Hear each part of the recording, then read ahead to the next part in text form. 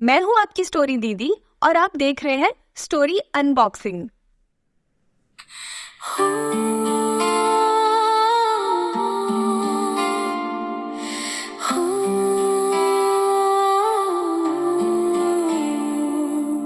रणबीच चौकड़ी भर भर कर चेतक बन गया निराला था।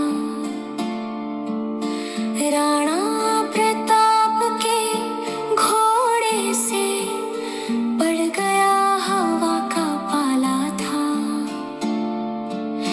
गिरता ना कभी चेतक तन पर राणा प्रताप का कोड़ा था। वो दौड़ रहा और मस्तक पर या आसमां पर घोड़ा था। जो तने हवा से बाग हिली लेकर सवार उड़ जाता था। राणा की पुतली फिरी नहीं तब तक चेतक मुड़ जाता था। कौशल दिखलाया चालों में उड़ गया भयानक भालों में। निर्भीक गया वो ढालों में सरपट दौड़ा करवालों में। है यही रहा अब यहाँ नहीं वो वही रहा है वहाँ नहीं। थी जगह न कोई जहाँ नहीं इस हरी मस्तक पर कहाँ नहीं। बढ़ते नद सा वो लहर गया वो गया गया फिर ठहर गया। और आ गया फिर ठहर गया वो गया गया फिर ठहर गया। वो गया गया फिर ठहर गया।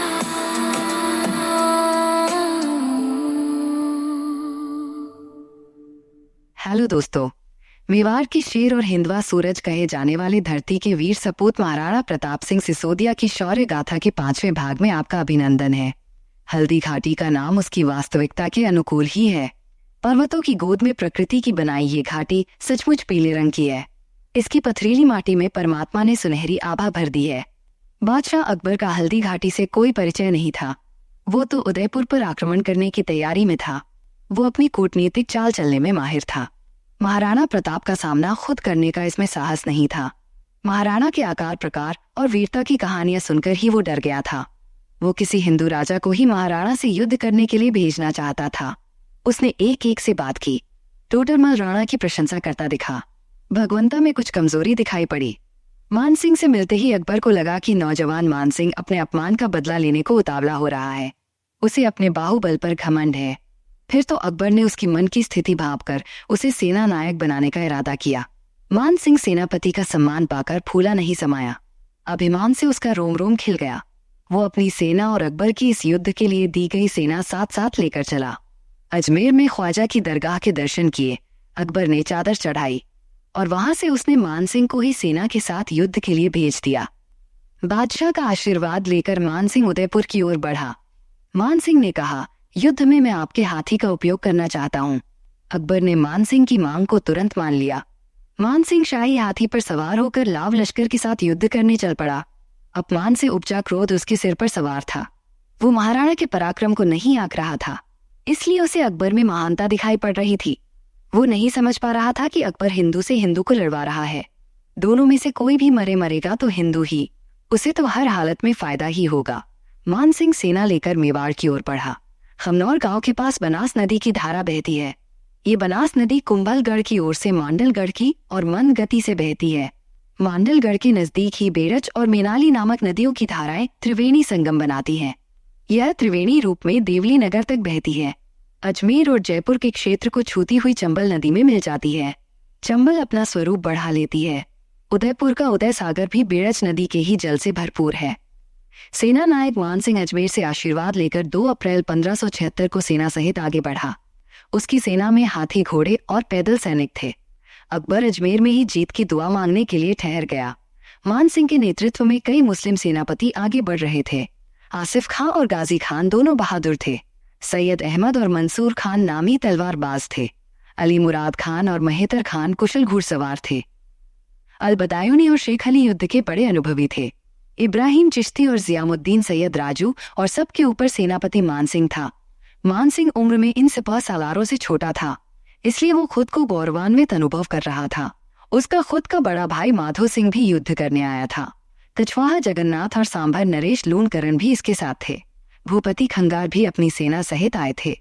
मानसिंह की सेना ने मांडलगढ़ में डेरा डाला, वहां से मोलेला की ओर बढ़ा। मोलेला की ओर बढ़ते ही महाराणा के गुप्तचरों ने गोगुंदा में महाराणा की जानकारी दे दी। गोगुंदा से समनौर तक फैली पर्वतमाला और पथरीली राहें अनजान यात्रियों को भटका सकती थी। महाराणा और भीलों के लिए ये रास्ते जाने पहचाने थे। महाराणा को गुप्तचरों से मानसिंह की सेना के चलने की जो ही सूचना मिली, तभी महाराणा भी गोगुंदा से चल पड़े और लोसिंग गांव में पहुंच गए। महाराणा ने अपने हितैषियों के पास संदेश भिजवा दिए।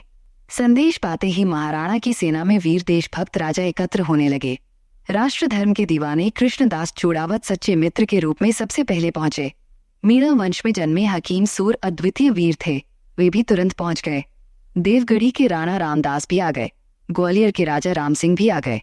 ग्वालियर के राजा राम सिंह तो महाराणा के गहरे मित्र थे, इसलिए उनका आना तो स्वाभाविक ही था। मेवाड़ का और अपने मित्र महाराणा प्रताप का सम्मान बचाने राजा राम सिंह सदा आगे रहे हैं। झाला वंश के बिंदा और झाला मान सिंह दोनों अपने साथ भीलों की टोली भी साथ लाए। उनकी राजपूत सेना तो साथ आई ही थी। वीर जगन्नाथ योद्धा भी थे और पंडित भी। वीर गोपीनाथ भी मातृभूमि की रक्षा के लिए आ पहुंचे। श्री रतनचंद मेहता भी लोसिंग गांव पधार गए।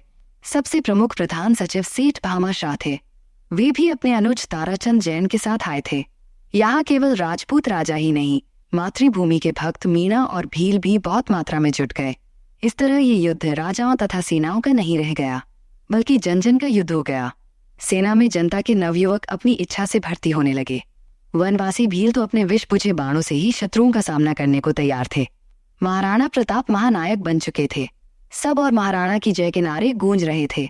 तभी एक गुप्तचर ने आकर महाराणा को सूचना दी कि मानसिंह शिकार खेलने निकला था। वो पहाड़ी राहों में भटक गया है।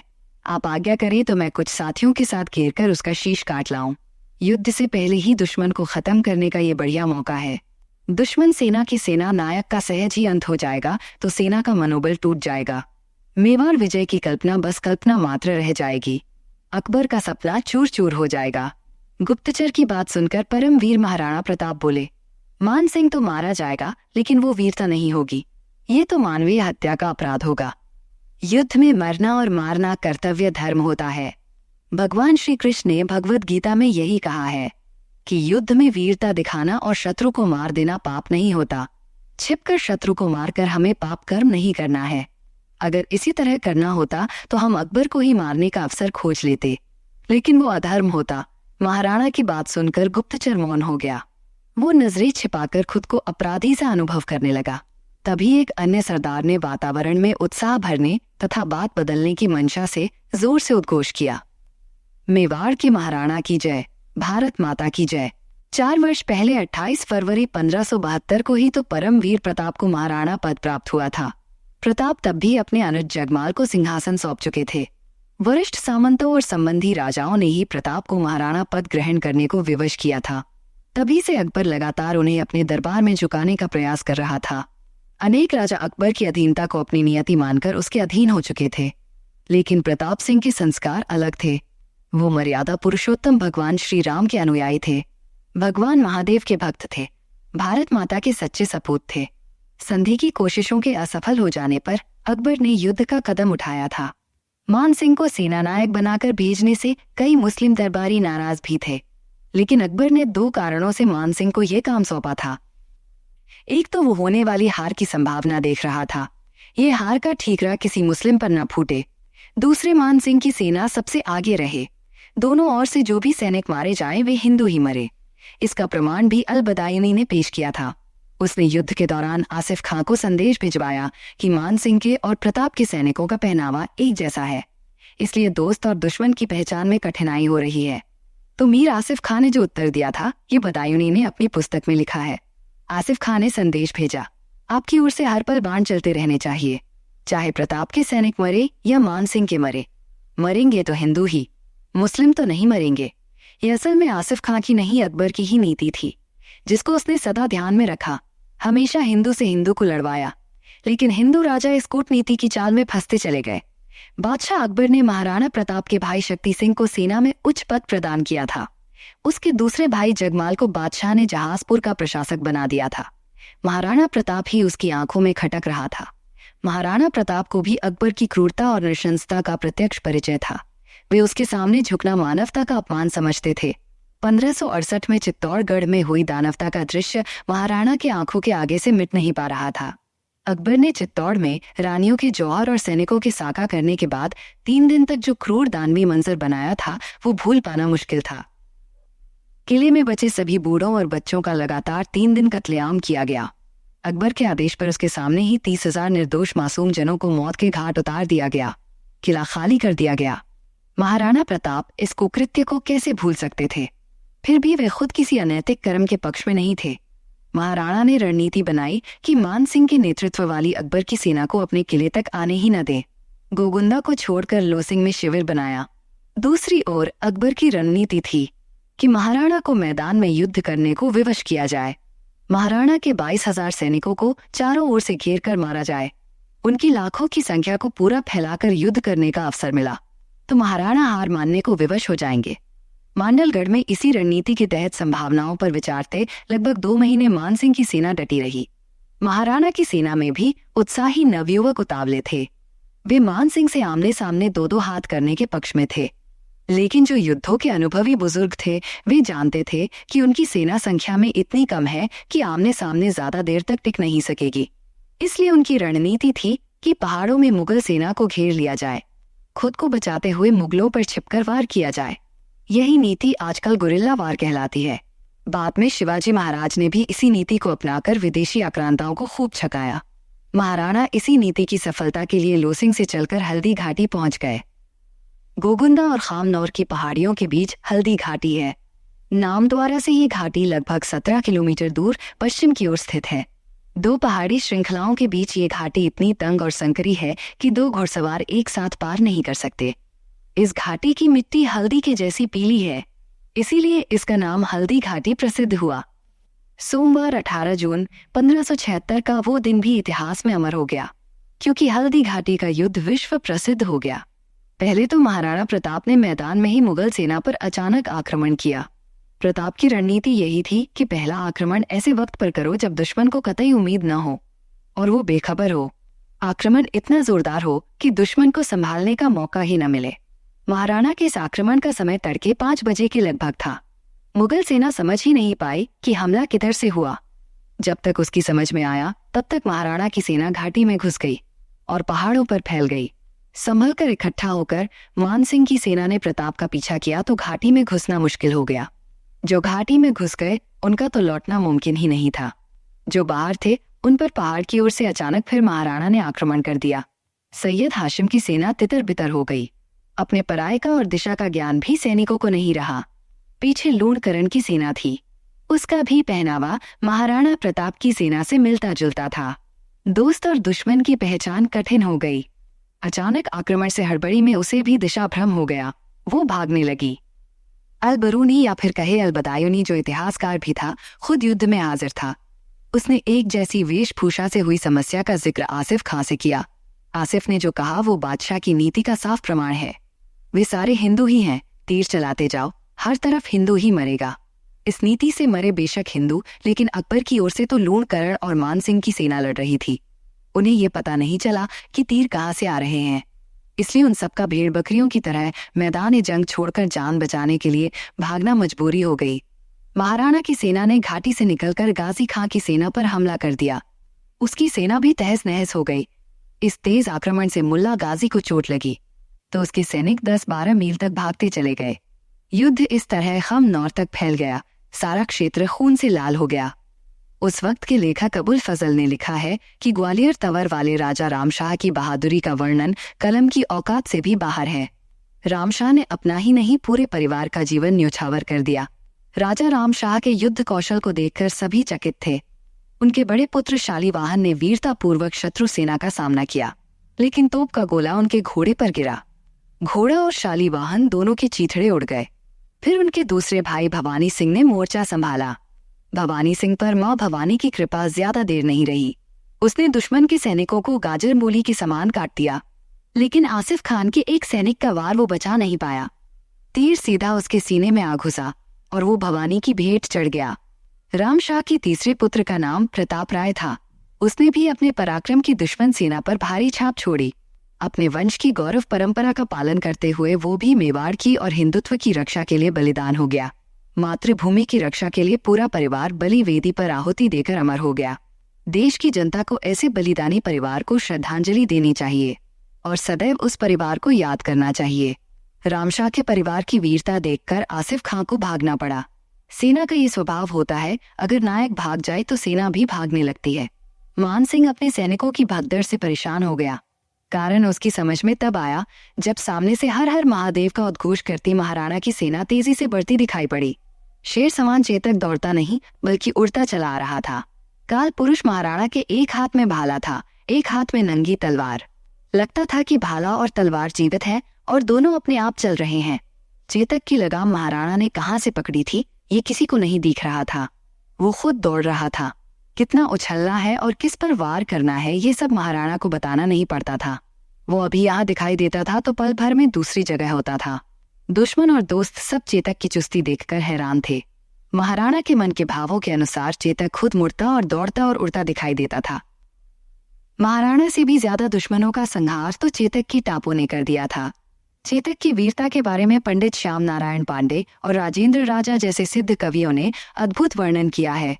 महान चेतक के शौर्य की कुछ पंक्तियां सखी ने इस वीडियो के शुरू में ही आपको सुनाई है। अद्भुत योद्धा महाराणा प्रताप और अद्वितीय कुशल अश्व चेतक ने सारी हल्दी घाटी की पीली माटी को लाल कर दिया।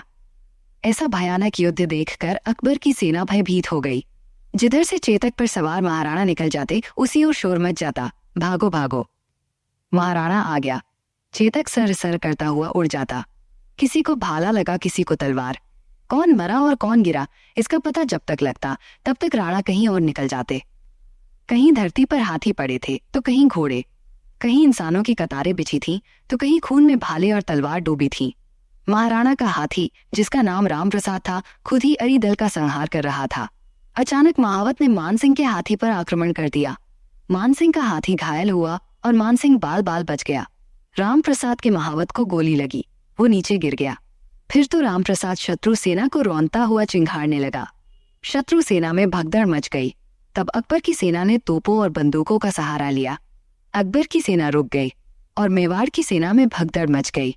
भाले और तलवार और तोपों का जवाब उस तरह से नहीं दे सके। भीलों के पहाड़ी पर से आते हुए तीर दुश्मन को हैरान तो कर रहे थे, लेकिन तोप की मार का पूरा उत्तर नहीं दे पाते थे। फिर भी भील पुंजा राणा के वीर अपने तीर चलाकर दुश्मन सेना को खूब परेशान कर रहे थे। चूड़ावत सरदार कृष्णदास ने रण में भारी मार मचाई, लेकिन वो भी दुराज की गोली के शिकार हो गए। चूड़ावत सरदार के साथ ही बहादुर डोरिया भीम ने भी भारी मार मचाई। ऐसा लगता था कि मानो महाभारत का पांडव योद्धा भीम ही अवतरित हो गया हो। उस महान वीर को भी बंदूक की गोली सटक गई। हल्दी घाटी के इस महारण का पूरा वर्णन करना संभव नहीं है। हल्दी घाटी के इस महायुद्ध में महाराणा प्रताप और मानसिंह का भी सामना हुआ। मानसिंह ने सोचा कि महाराणा प्रताप पर वार सफल रहा तो युद्ध में विजय तुरंत हो जाएगी, इसलिए वो महाराणा पर वार करने के लिए अपने हाथी को आगे बढ़ाकर ले आया। महाराणा प्रताप ने फुर्ती से चेतक को आगे बढ़ाया और मानसिंह के ऊपर भाले से वार कर दिया। चेतक के अगले दोनों पांव हाथी के मस्तक पर पड़े। हाथी का हौदा ही एक और को लटक गया। मानसिंह भी हौदे में लटक गया, इसलिए बच गया। हाथी का पीलवान मारा गया।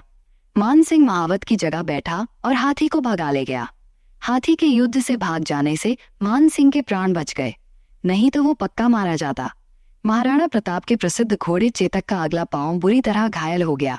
प्रताप को चारों ओर दुश्मन सेना ने घेर लिया। अकेले ही वे चारों दिशाओं में भयानक युद्ध करते रहे। हाथ पांव और तलवार और भाला सब कुछ मानो अपने आप चल रहे थे। इसी बीच मुगल बहलोल खां ने महाराणा पर वार किया। प्रताप ने वार को बेकार कर दिया, फिर जवाबी वार किया। वो कमाल का वार था। बहलोल खां को उसके बख्तर और घोड़े सहित बीच में से पूरा चीर दिया। देखने वालों के होश उड़ गए। अबुल फजल ने लिखा है कि राजपूत वीर जिस वीरता से लड़ रहे थे, उनके घोड़े और हाथी भी उनसे पीछे नहीं थे। मुगल सेना बिखर गई थी। उनके बचे हुए सेना नायक सेना को फिर से व्यवस्थित करने लगे। महाराणा की सेना मैदान से फिर पहाड़ की घाटी की ओर बढ़ने लगी। तभी झाला सरदार मानसिंह ने देखा कि महाराणा अकेले ही दुश्मनों में घिरे हुए हैं। तभी झाला मानसिंह ने अपना घोड़ा चेतक के शरीर के बिल्कुल पास घुमा दिया। नजदीक पहुंचकर झाला मानसिंह ने महाराणा का मुकुट उतारकर अपने सिर पर रख लिया। तब महाराणा ने उनकी और क्रोध भरी नजरों से देखा। झाला सरदार ने आग्रह किया, महाराणा आपके जीवन का बचना सबसे जरूरी है, आप जल्दी से निकल जाइए, मैं दुश्मन को रोकता हूँ। महाराणा विवश थे। शुभ चिंतक की बात मानकर अपना घोड़ा चेतक घुमाकर एक और निकाल ले गए। झाला वीर मानसिंह जीवन रहते शत्रुओं से लड़ता रहा और अंत में स्वामी भक्ति के लिए बलिदान हो गया। शत्रुओं को लगा महाराणा प्रताप ही मारे गए। महाराणा का घोड़ा पहाड़ों में दौड़ा जा रहा था। उसके पीछे एक और घोड़ा अपने सवार को लेकर बढ़ रहा था। आगे एक नाले के किनारे घोड़ा रुक गया। पाँव में चोट के कारण वो नाला पार न कर सका। महाराणा रुक गए। तभी पीछे से दूसरा सवार भी आ पहुंचा। महाराणा ने पूछा, कौन है? अरे शक्ति सिंह, तुम मेरा पीछा कर रहे हो। शक्ति सिंह घोड़े से उतर गया और बड़े भाई प्रताप के चरण छूकर बोला, भाई साहब मुझे क्षमा करें, मैंने आपको समझने में भारी भूल की। महाराणा प्रताप बोले, चलो ठीक है, अकबर की असलियत भी समझे हो या नहीं? शक्ति सिंह बोले, जी हाँ भाई साहब, उस पापी अकबर की कामुक करतूत ने मेरी आंखें खोल दी हैं। महाराणा चौंके। क्या कहा शक्ति सिंह, कामुक करतूत? महाराणा ने आश्चर्य से पूछा तो शक्ति सिंह बोले, हाँ भाई साहब, अकबर मीना बाजार नाम से महिलाओं का मेला लगवाता है, उसमें पुरुषों का प्रवेश वर्जित है। शक्ति सिंह की बात सुनकर महाराणा बोले, इसमें क्या राज है? शक्ति सिंह ने फिर कहा, बड़ा भारी राज है भाई साहब, वो दुष्ट अकबर बुर्का पहनकर उस बाजार में घूमता है। जब कोई सुंदर हिंदू बाला आंखों में चढ़ जाती है तो उसे एकांत में बुलाकर पकड़ लेता है, फिर अपनी काम वासना का शिकार बना लेता है। महाराणा ने चकित नजरों से देखते हुए कहा, आरोप बड़ा घटिया है। अकबर एक बड़ा बादशाह है, हमारा दुश्मन है, लेकिन ऐसा घटिया आरोप लगाना उचित नहीं। शक्ति सिंह ने कहा, ये केवल आरोप नहीं, वास्तविकता है। आपकी भतीजी किरण कुंवरी के साथ यह घटना इसी मास घटी है। बेटी किरण की कमर में कटार थी। ज्यों ही अकबर ने किरण को एकांत में खींचा, वो उस पापी को गिराकर छाती पर चढ़ बैठी। खंजर निकालकर मारने लगी तो वो गिड़गिड़ाते हुए पैरों में सिर रखकर क्षमा याचना करने लगा। महाराणा बोले, तो क्या तुमने भी उस पापी को माफ कर दिया? शक्ति सिंह बोले, आप मुझे क्षमा कर दे तो मैं उस पापी को दंड देने में आपका सहयोग करूंगा। महाराणा बोले, तो बच्चों को लेकर वापस आ जाओ। शक्ति सिंह ने दोबारा महाराणा के चरण स्पर्श किए, फिर कहा, भाई साहब आप मेरे घोड़े से जाइए, आपका इस समय सुरक्षित निकलना जरूरी है।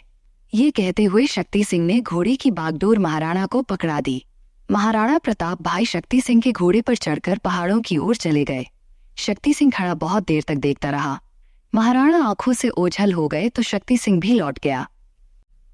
हल्दी घाटी का महायुद्ध भी अद्भुत था। दोनों पक्ष खुद को विजयी मान रहे थे, लेकिन दोनों ही पराजय का पश्चाताप झेल रहे थे। महाराणा घायल हालत में झाला मान सिंह के आग्रह पर रण छोड़कर एक दिशा में भेज दिए गए। बींदा सरदार ने उन्हें चेतक पर ठीक से बिठा दिया था। चेतक अपने सवार की सुरक्षा के लिए युद्ध से बचाकर ले चला। बाद में शक्ति सिंह ने अपना घोड़ा देकर उन्हें विदा कर दिया। महाराणा अपने शिविर में जा पहुंचे। घायल महाराणा को शैया पर लिटा दिया। उपचार आरंभ कर दिया गया। महाराणा का ध्यान उपचार में नहीं था, उन्हें अपने रण छोड़कर आने का पश्चाताप था। भामाशाह उनसे मिलने आए तो महाराणा ने भामाशाह से अपने मन की पीड़ा कही। प्रिय मित्र, जीवन में ये पहला अवसर था जब मुझे रण छोड़कर आना पड़ा। मैं पराजित होने से बलिदान होने को बेहतर समझता हूँ। मैं अंतिम युद्ध करने के लिए तैयार था। मुझे मित्र झाला सरदार मान सिंह ने विवश कर दिया। मेरा मुकुट उतारकर उसने अपने सिर पर रख लिया। ये काम उसने इतनी फुर्ती से किया कि दुश्मन समझ ही नहीं पाए। मैं खुद ही समझ नहीं पाया। उन्होंने मेरे घोड़े को बाहर की ओर भगा दिया। भामाशाह बोले, बहुत अच्छा निर्णय लिया, आपका जीवित रहना अनिवार्य था। अब हम फिर से सेना जुटाएंगे। शत्रु आपको जीवित या मृत पकड़ पाने में असमर्थ रहा। वो अपने उद्देश्य में असफल रहा, इसलिए हमारी विजय हुई। झाला सरदार मान सिंह ने मुकुट अपने सिर पर रखते ही मान लिया कि उसने मृत्यु को सिर पर रख लिया है। शत्रुओं के वार झेलते हुए उसने प्रचंड युद्ध किया।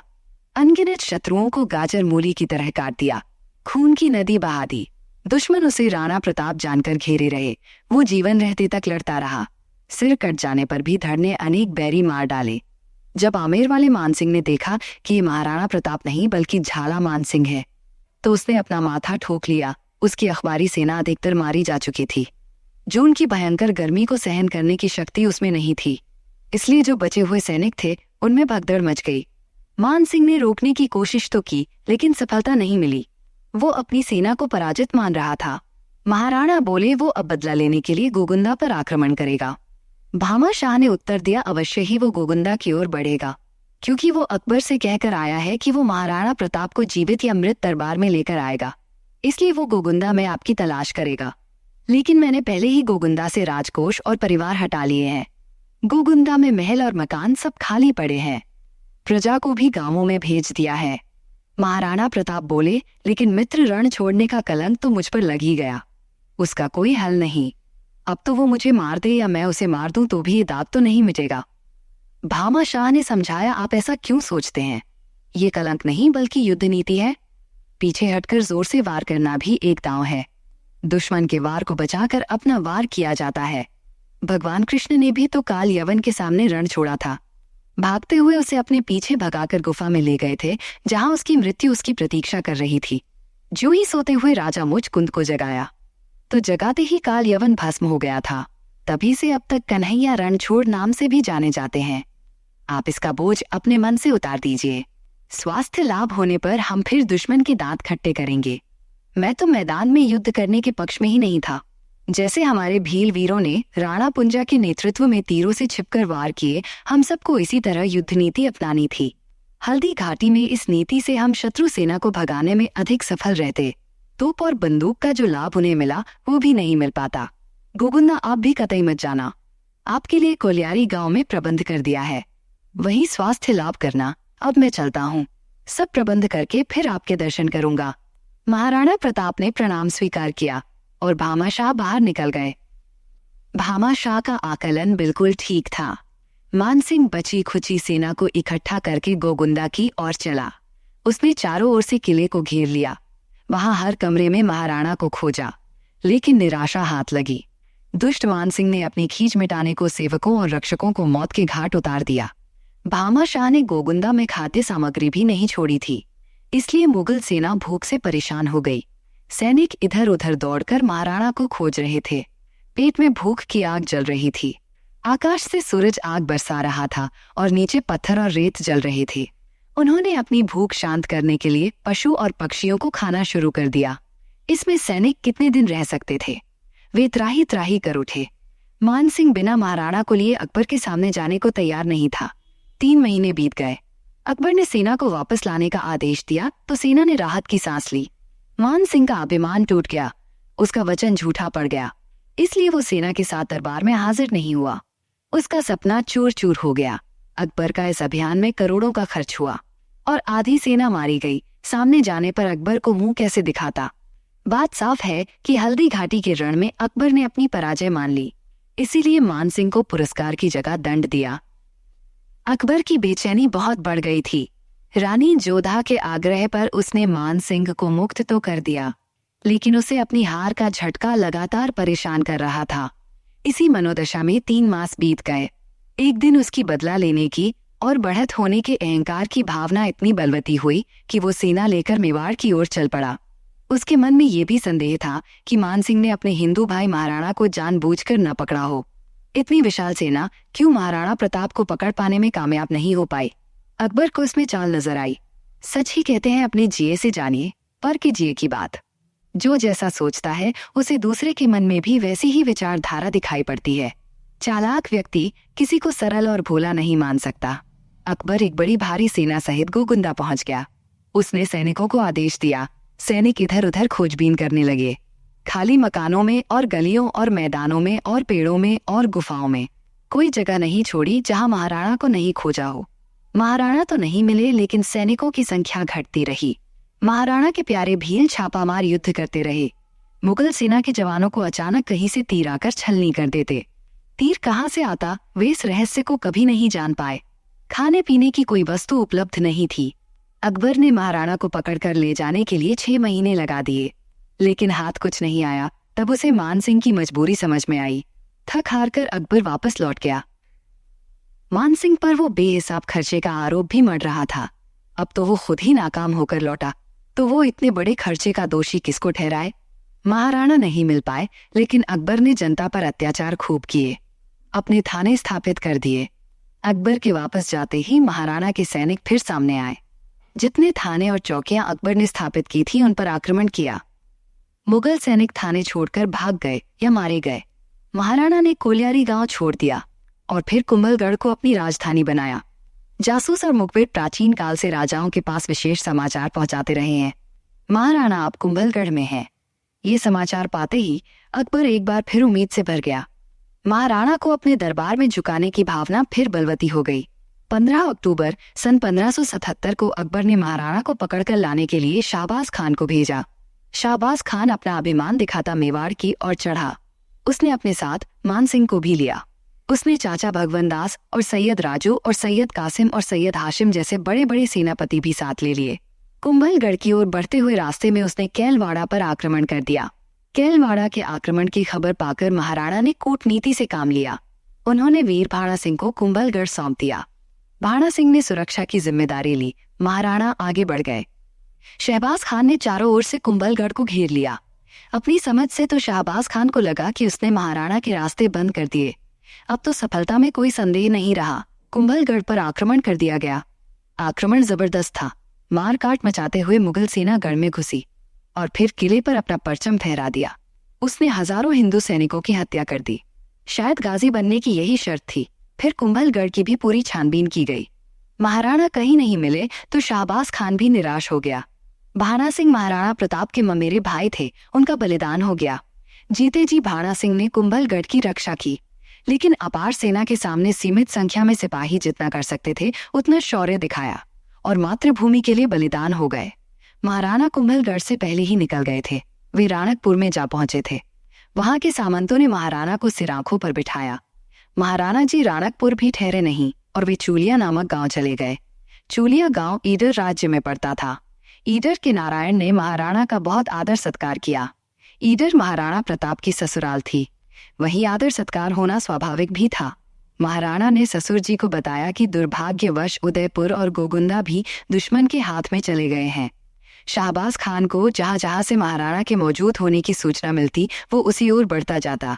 महाराणा भी इसे छकाते घुमाते हुए निरंतर आगे बढ़ते रहे। इसी क्रम में वो बांसवाड़ा जा पहुंचा। जब वो नगर गांव में नहीं खोज पाया तो पहाड़ों जंगलों में भला कैसे खोज पाता। मेवाड़ की समस्त जनता अपने महाराणा को सच्चा प्यार करती थी। राणा पश्चिम जाते तो जनता पूरब बताती। शहर और गांव बहुत जीते, अत्याचार बहुत किए, निर्दोषों की हत्याएं की। अपनी दुष्टता पर वो अभिमान तो करता रहा, लेकिन महाराणा को ना पकड़ पाने का दुख उसे भीतर ही भीतर सालता रहा। हारकर अंत में वो अकबर के पास लौट गया। अपनी क्रूरता को विजय गाथा के रूप में खूब नमक मिर्च लगाकर सुनाया। 17 जगह पर थाने कायम करके मुगल सिपाही बैठा दिए। अकबर बादशाह एक बार तो उस शाहबाज खान की विजय यात्रा से प्रसन्न दिखाई पड़ा। जब महाराणा प्रताप के ना पकड़े जाने की बात सामने आई और 1 वर्ष में हुए भारी खर्चे का पता चला तो उसकी सारी खुशी गम में बदल गई। उसे इतनी बड़ी जीत में अपनी हार दिखाई पड़ी। अकबर फिर चिंता में डूब गया। महाराणा अब भी स्वतंत्र है। न वो हारा और न पकड़ा गया और न मारा गया। वो न संधि से माना और न अधीनता स्वीकार की। अकबर के दिमाग में महाराणा कांटा बनकर चुभता रहा। कुछ दिन बाद ही अकबर को इस समाचार ने और अधिक विचलित कर दिया कि महाराणा ने शहबाज खान के वापस जाते ही सभी मुगल सैनिकों को मारकर भगा दिया और उन सब पर अपना ही अधिकार कर लिया। इतना ही नहीं, गोगुंदा और कुंभलगढ़ और उदयपुर पर फिर से अधिकार कर लिया। फिर भी महाराणा महलों और दुर्गों में जाकर नहीं बसे। उन्हें चिलिया गांव में साधारण व्यक्ति की तरह जीवन जीने में ही सुरक्षा और सुख दिखाई पड़ा। महाराणा को अपना शरीर सुख कभी नहीं भाया। उनको अपनी भूमि और प्रजा की रक्षा के लिए जीवन भर कष्ट सहने में ही महान अनुभूति प्राप्त हुई। इसलिए महल और किलों की सुख सुविधाओं में रहने की कोशिश भी नहीं की। सादा जीवन को राजसी ठाट बाट से अधिक सुरक्षित मानते हुए उस चूलिया गांव में रहना ही स्वीकार किया। जंगल में बसे इस गांव को महाराणा प्रताप ने रहकर विशेष गौरव प्रदान किया। दोस्तों, आज के लिए महाराणा प्रताप की शौर्य गाथा यही तक। मैं आपसे मिलूंगी कहानी के अगले वीडियो में। तब तक के लिए मुझे इजाजत दीजिए। और अगर आपको ये वीडियो पसंद आया हो तो लाइक, शेयर और सब्सक्राइब करना ना भूलें। मैं हूं आपकी स्टोरी दीदी और आप देख रहे हैं स्टोरी अनबॉक्सिंग, आपका अपना स्टोरी चैनल।